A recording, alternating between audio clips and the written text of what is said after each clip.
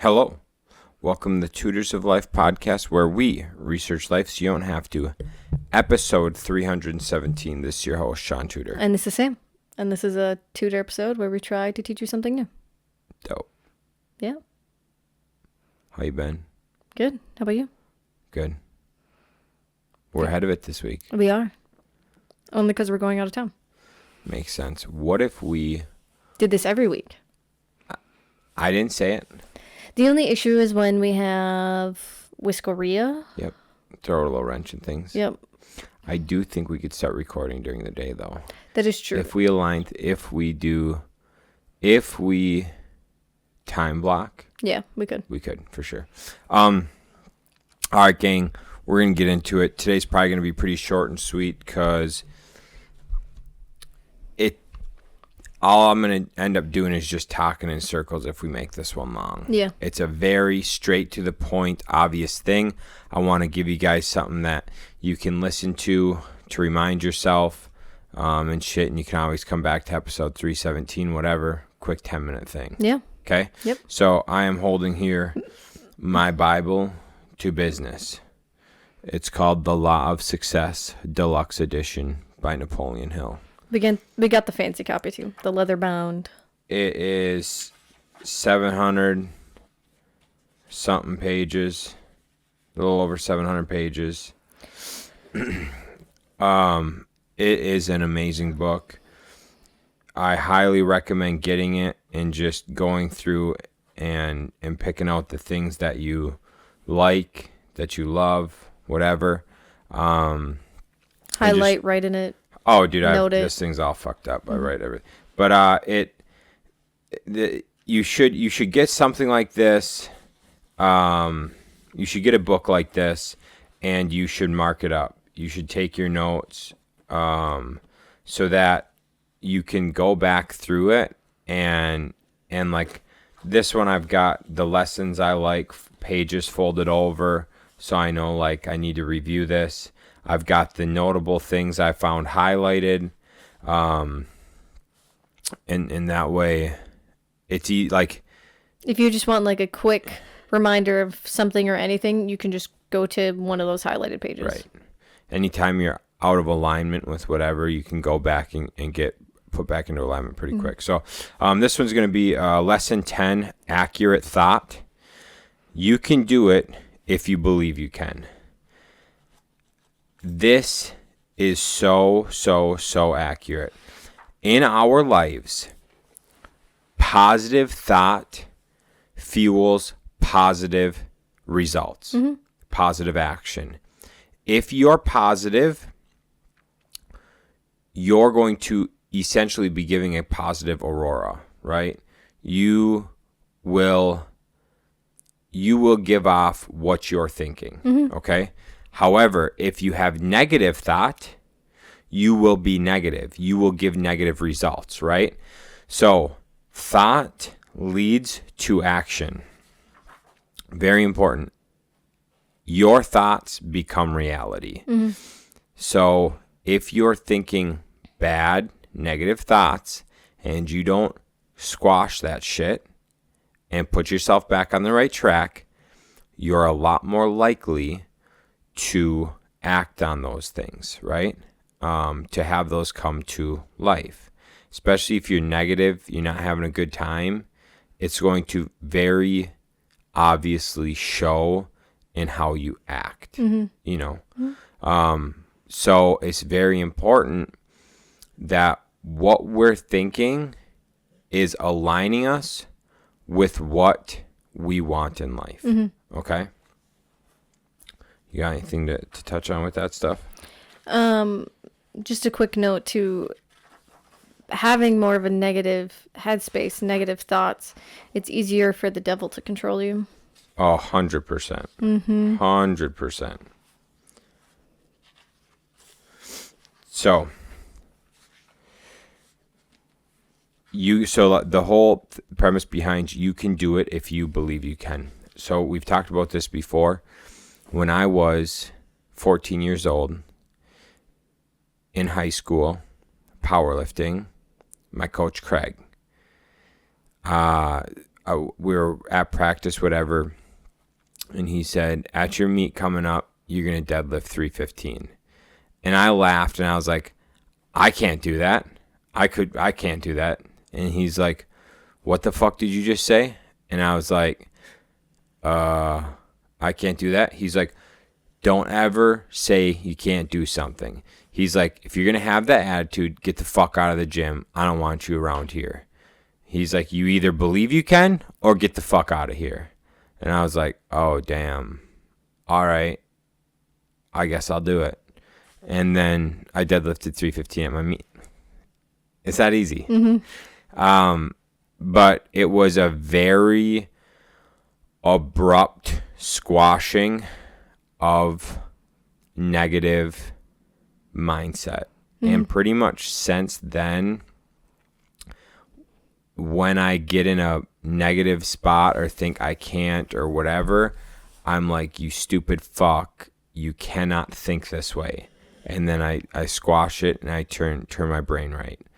And so whatever it is for you, whatever your negative space you go to, whatever you're like, you know, if you have a negative home, right, like a dark side you go to, or however you want to get away from that to be positive. Yeah.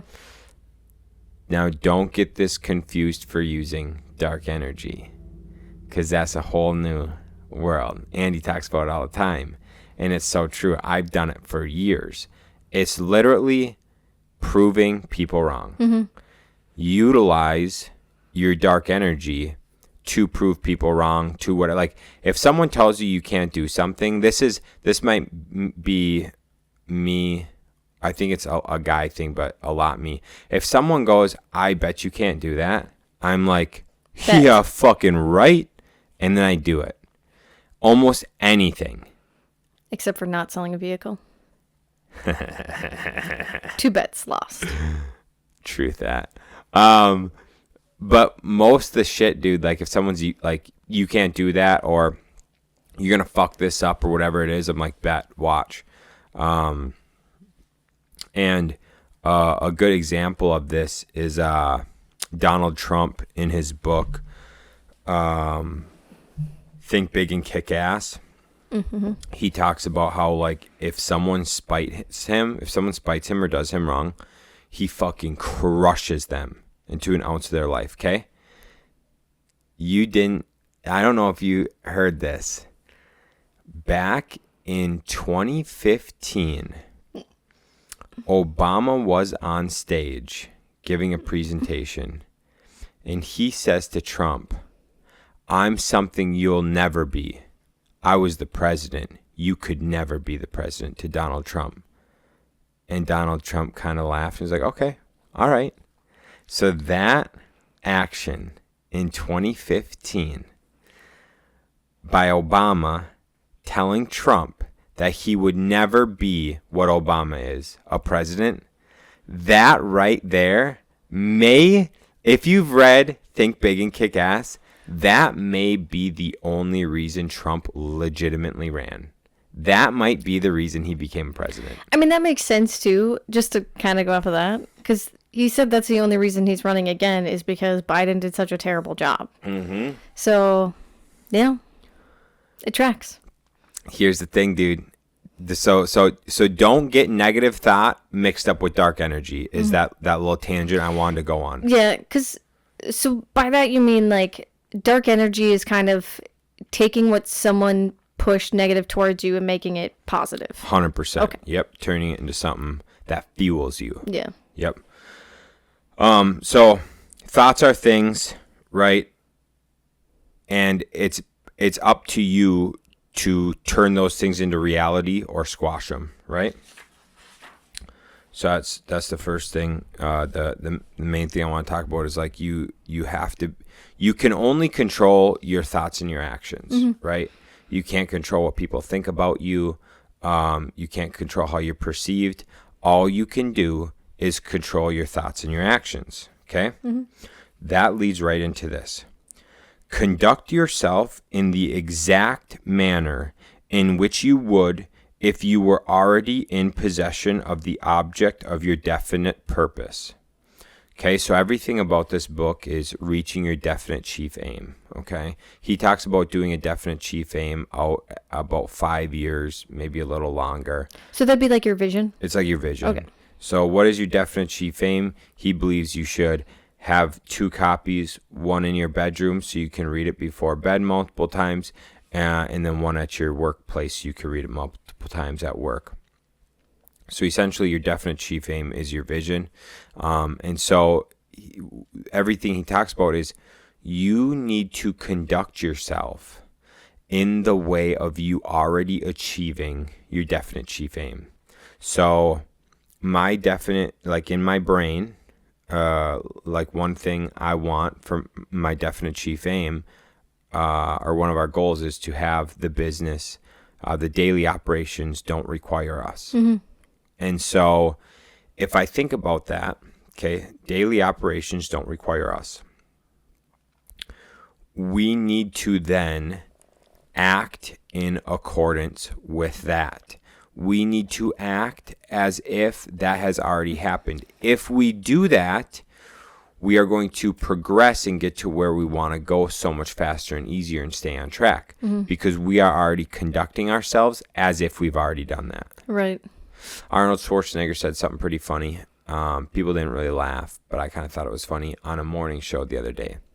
They asked him about financial advice.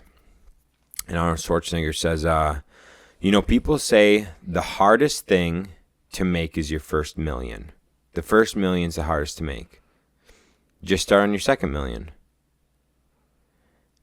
And it just like fell on dead ears. No one said anything. He's like, come on, guys. But it's so true, right? Picture yourself as a millionaire already, and do the things a millionaire would do. Act in accordance of being a millionaire already. So if you take and you look at a mentor of yours, right? So I've got in my brain someone who I find to be a mentor. And so act in accordance to how they would act, right? Or so like look at what they do. So my mentor, the someone I view as a mentor to me, is worth 8 figures. Okay, so if I want to get there, I should act as if that is my I also have a net worth like that. I should do things accordance with being a multimillionaire, right?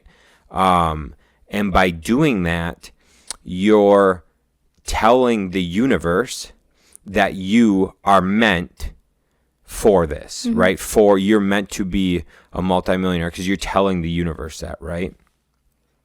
And so conduct yourself as if you have already reached your definite chief aim, and that's how you'll get there. Wes Watson talks about this. Someone asked him how he got really successful and stuff, and how he continues to level up, and he said he just looks at motherfuckers ahead of him, and he just does their things. One thing to think about too, to put in perspective, is we always say in real estate, your first deal is the hardest deal. Yeah. And I think I know one of the main reasons is just the fear. The fear you're buying a bad deal, or something's going to go majorly wrong.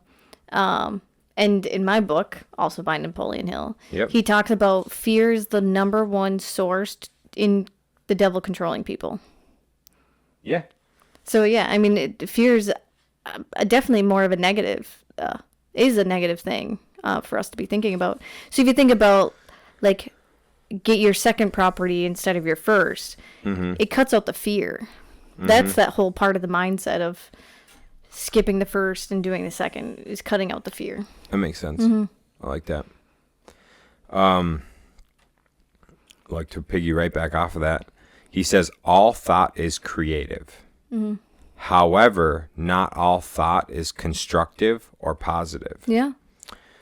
And so just think of what you do as being constructive, positive, things like that, right? The power to think as you wish to think is the only power over which you have absolute control, which is what I was just saying. Mm-hmm. You can control your thoughts and your actions. If you have poor thoughts, you're most likely going to have poor actions. So let's have good thoughts to get good actions, right? And then another thing he says is, you are the master of your fate and you're the captain of your soul. By reason of the fact that you control your own thoughts, and with the aid of your thoughts, you may create whatever you desire, right? So Henley is actually who had the poem that ends with, I am the master of my fate and I am the captain of my soul. And so what Napoleon's saying is, if you control your own thoughts, with the aid of your thoughts, you are able to create what you desire, right? Because if you cannot picture what you want, how are you going to get, like, if you don't know what you want and you can't picture it and think of it, how are you going to get it? Right. You have to have the idea to get there, right? And so if you have positive, constructive thought, that's going to help you get where you're going, right? What do you got? I just have some examples for you whenever Let's you're go. ready. Let's hear it. First off, when Shaun and I started dating, he convinced me to start going to the gym. Do you remember what you told me after like the 5th or 6th time of me going with you? I do. What'd you tell me? I'll let you say it. No, go ahead. What'd you tell me? It was about the attitude. Mm-hmm. Do you remember verbatim? No. Me neither. Pretty much Sam had a poor attitude. She was going to the gym with me. And I just said, hey, check it out. I come here every fucking day. This is what I do. This is my space. If you're going to be here with me, that's cool. Change your fucking attitude. Yep. I was like, you're either happy to be here or don't fucking be here. And then you got better. Yeah. I mean, it took a while for me to like enjoy it, but it really like snapped me out of it. And I was just like, oh, like I am now dragging Shaun down because my attitude is poor. And actually, I think for a while after, no, I still went with you for a while. And then there was a time that I went alone. Yep. And that, like, I don't know, that just made me like it more. Not going alone, but just then when I didn't go with Shaun, then none of his guy friends were there, so then I didn't feel intimidated by them. Yeah. Sure. But off of that, like, about like a year into our relationship, I went through like a really like bad depressing phase. And I don't remember if you told me, but you did. I thought you did say something about like, maybe it was just me. I don't know. But no, I like was not happy. I was very depressed. Wasn't happy with where I was. And basically it was the same thing. Like, my attitude is bringing down Shaun. And it was obvious. Shaun didn't want to hang out with me very much. We lived together. But like, he made going to hang out with his friends more of a priority than me. And a whole bunch of things. And finally, like, one day it clicked and I was just like, I need to change my attitude. Like, I'm only depressed because I'm making myself depressed. Right. Like, as soon as I start thinking of like the positive things that are going in life and like stuff like that, and actually shortly after that, then things started going really well for me. Because then I got the job at Gold Star. Our relationship started to improve. I think I started like losing weight finally too. Yeah, so a lot of like positive things started happening once I finally was just like, no, I need to wake up and start being positive. Yeah. Yeah, when people have pity parties and blame the world for where they're at, I ain't got time for it. I wasn't really blaming the world. I just wasn't happy with where I was. Sure. With what was happening in my life. Because I graduated college, couldn't get a job in my degree, found out I had to get a 2-year degree to be in a lab like I wanted. And I was just stuck at the mall working shit ton of hours. And Shaun, oh, that's what it was. You told me to start looking for jobs because you didn't want to date someone that was working at the mall. Oh yeah, dude, for sure. Yeah. I think our relationship's based on ultimatums. Yeah, some of them. Yeah. Yeah. For good ultimatums though. Yeah. Next one I got work. All this stuff really plays into like work life. Something I've noticed that that I've done, that other people really do, and at pretty much all workplaces I've ever been at, is a lot of people always focus on one person. And it's always just like every single little thing that they do, it's negative. And like it can be anything. It could be like, oh, did you see they didn't fold that one shirt right? It's just like, yeah, sometimes I don't fold it right, but I'm not going to fix it because the store's really busy. But they like hyper focus on one person, and just it's always like super negative stuff because they have a negative mindset towards that person and they need to change their mindset towards that person. But also they need to, if they change their mindset on that person, one, they're probably going to be happier at work. Two, then that person might do a better job. If someone is more positive around them instead of like constantly nagging them on everything that's negative, they'll probably do a better job. Yeah, dude. So I noticed that right away in the guards when I was like a fill-in squad leader for a year, and so I had to lead a team of Joes, which was good. I liked it. At the same time, I was in school for business management, so it worked out really well.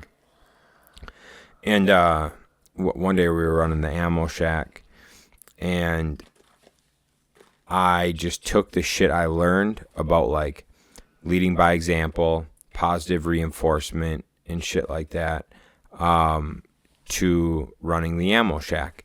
And we had, I think we had the shift we had the evening shift. So it brought us pretty late, whatever. But so I was positive. I was leading by example by working hard, filling mag, shit like that, showing guys what to do, and like going over with them, like how to do things more efficient, whatever, checking in, got any questions, hey, you're doing great. And so I'm just cruising around, positively reinforcing these guys, like, hey, doing a good job, hey, try this might help a little bit, good work. Hey, you guys are doing a good job getting Gatorades, whatever, right? And so all I did was lead by example and use positive reinforcement. And at the end of our shift that night, multiple of the guys came up to me and like thanked me, like, hey, dude, this is the most fun I ever had at a drill before. And I was like, that's pretty fucking wild. But they're like, yeah, you weren't yelling at us. You were like encouraging us. We had a good time. I'm like, oh, that's really cool. Yeah. Compared to being yelling, negative shit like that, which there's time for that. Yeah, like, obviously, yeah. There's for sure in the military, there's for sure time for that, especially at like basic training and shit to try and break people. Absolutely. When you're trying to get people to be the best they can at their job, I don't think being negative to them is the route. Yeah. I think the last one I have is look at society right now. So we have one side of things that are being fed negative thoughts, reading negative tweets, and that negativity has then gone on to the people that are going to vote for that side. Right. And that side, I mean, all those people all they focus on is the negative. They don't focus on any positives that's going on. And they can't get past any of their negativity to see any positivity from anything. Right. They have hate for one man, and that's all that's all they can see. They can't focus on anything else. Right. They can't focus on all the good. But it's because for the past 4-8 years, they've been fed so many negative things that most of them aren't even true. Right. And have you seen, like, I know we talked about it a long time ago. There was a guy who went to a Democratic rally, and he said he got, like, yelled at, pushed out, because he was black. And all this, like, really hateful, mean things. And he noticed everyone around him was really hateful and mean, even to each other, even though they're all on the same side. And then he went to a Republican rally, and everyone welcomed him with open arms. Remember that? They were so friendly and just like, yeah, man, like, come join us. Like, we'll show you what we're about. It's crazy, dude. It's almost like the left. The left says the right is that way, but the left is truly that way. You know? I mean,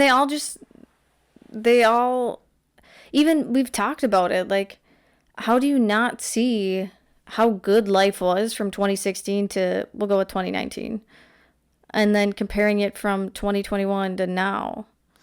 Not even the same world. No, but they I don't know how they forgot all of that. People have a short attention span. Yeah. They believe everything they see. All right, on to the next thing. Yes. This is the last thing I'm going to say, or the last, like, little quote I'll give you.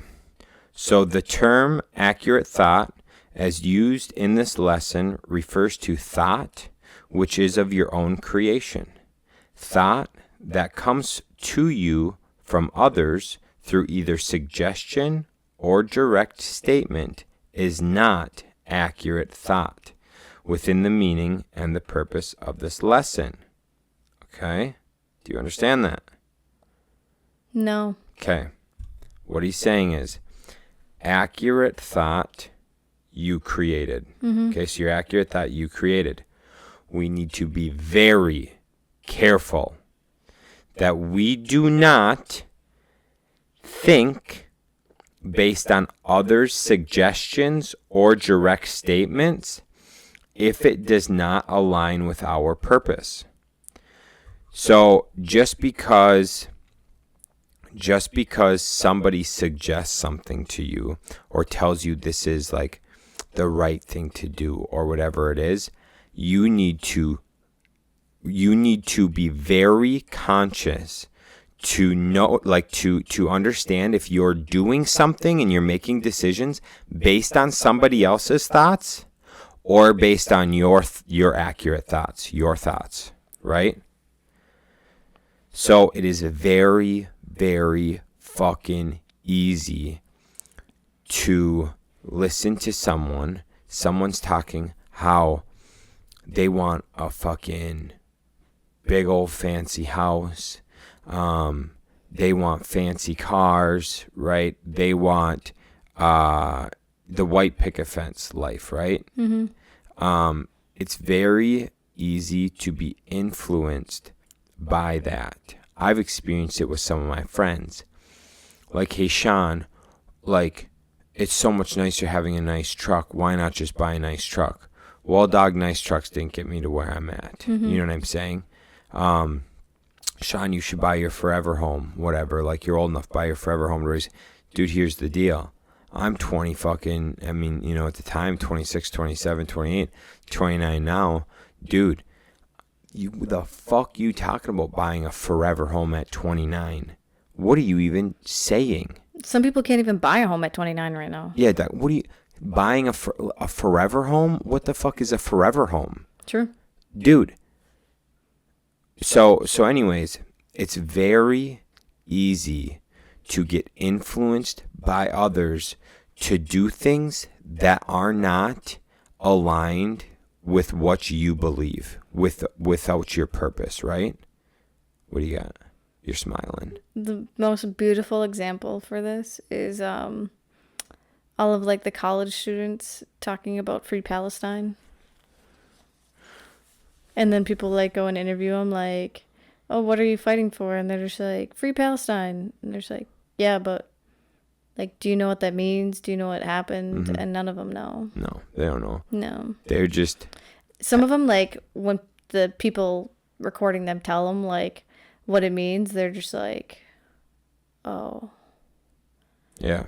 It's just like, yep. It's like, it's acting not in accordance with your true self. So, yeah, that's accurate thought. Lesson 10, The Law of Success by Napoleon Hill. Be very conscious of what you're doing. Be very conscious of what you're thinking, because thoughts turn to actions. Action turns into materials, right? And so be careful that everything you're doing is based upon you already reaching your definite chief aim. And don't let others influence you,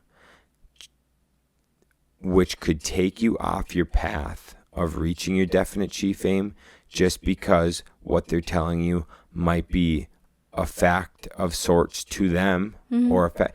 Don't allow them to influence you if it takes you off your path. Yeah, I mean, like so many people, especially right now, talk about real estate. Like, real estate is the way to be wealthy. Real estate is whatever. But if you can make over $100,000 doing your job, why would you switch to real estate? Gary Vee's talked about this till he's fucking red in the face for the last 15 years. Hey, if you can make $100,000-$200,000 a year doing the thing you love, why do something different that you fucking hate your life to try to make a little more money? Right. Like, if you can live and set yourself up and do the things you want to do, whatever, and you enjoy that, don't go be fucking miserable just to make an extra 50 grand or whatever, right? And I cannot fucking tell you how many dudes at Whiskeria I've told this to. Oh, Shaun, I want to go full-time real estate. What do you do now? They tell me. I go, well, let me tell you what, dog. You're making more than you're going to make in real estate until you're 5 years deep. And you got to hustle. And you're going to work twice as many hours. And you've got a lot more overhead and risk. And you've got a lot more, like, responsibilities. And they're like, oh.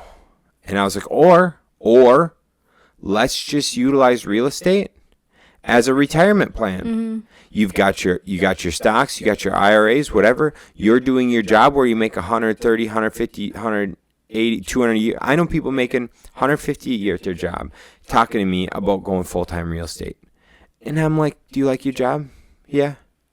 Why would you leave? Just use real estate as a retirement, dude. Because it'd be so easy. I mean, making 150 a year, if you're smart with your money, to save 50 grand in a year. Dog. 75 if you want. Yeah. And be able to buy plenty of rentals that you don't need much work in. Right. If you have just a handful of rentals, you can manage them on your own and it's not much of a headache. Or you can just have a management company do it for you. Yeah, find a good management company, which they're out there. You can find some good ones. And then it's a good retirement plan. The best. We were sitting down, and the VP of Mayo or something, the VP of a division. So it was like the business development division of Mayo, whatever. Sat down with us at Whiskeria one day, and he's like, yeah, I'm looking to get into real estate. And Brandon starts talking about wholesaling and knocking on doors and calling people. And I'm like, Brandon, stop. I said, sir, I imagine you make over $250,000 a year. And he's like, oh, yeah. And I was like, I'm sure you make more than that. And he's like, oh, yeah. And I said, everything he just said is not worth your fucking time. I was like, you're making a few $100s an hour. Everything he just said, don't do any of that. I said, you should just look at partnering with someone and being the money to get real estate for retirement because you're looking for write-offs and depreciation. And he's like, that's all I'm here for. Yep. And I was like, that's exactly right. So I'm like, drop all the wholesaling nonsense. I say, I was like, you guys just need to sit down and talk. Brandon can find the deals. And Ryan was there too. I was like, these guys can find the deals. You can fund them, and everyone's happy. But I was like, why the fuck would you go from making $300 an hour to writing letters that you could get someone to do for $15 an hour? You could pay someone to do. Tell me how that makes any sense. So yeah, it's fun, dude. It's like, it's interesting just seeing that you can't be influenced by others just because it's a shiny object, just because they tell you something, whatever. You have to live based on your definite chief aim. That's what I got for you guys today. It was a little longer than 10 minutes. Sorry. But be positive with your thought, be constructive with your thoughts, and that will materialize into the life you want. And don't let other people change your thoughts. Love it. Cool. All right, gang. Catch you on the next one. See you.